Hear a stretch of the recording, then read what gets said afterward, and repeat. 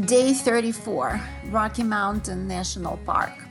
So I started the day off in Boulder, and I really liked it, as opposed to Denver.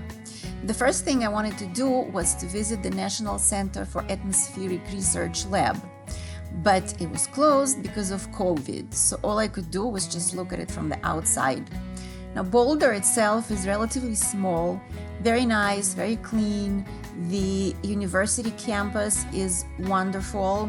The downtown is full of very interesting sculptures and very interesting buildings. A lot of funky stores and a lot of funky looking people, but in a good way. It did have a little bit of crazy, but not nearly as much as Denver. And with the mountains in the background, it was just great. Some Israelis, of course. The world cannot go on without them, wherever you might find yourself.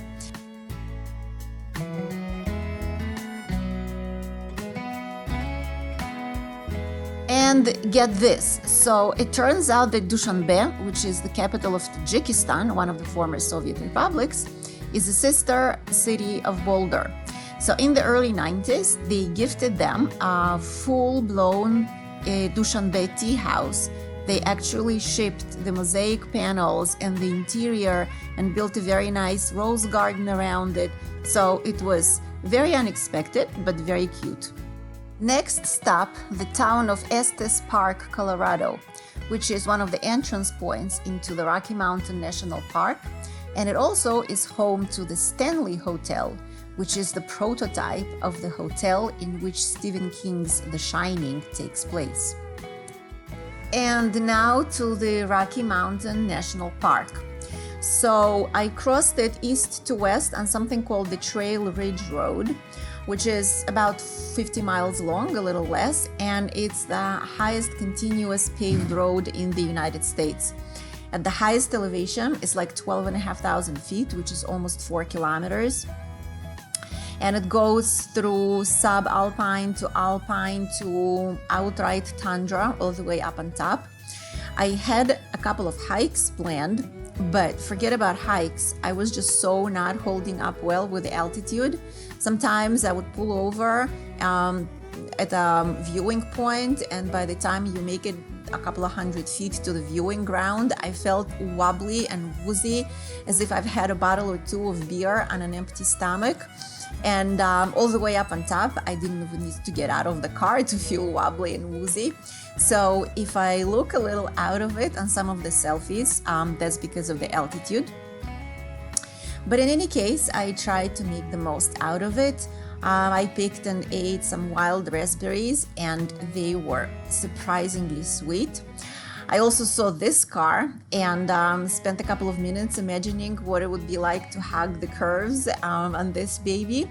But it's not like I wasn't happy with my own car, and actually Gracie and I celebrated 7,000 miles together.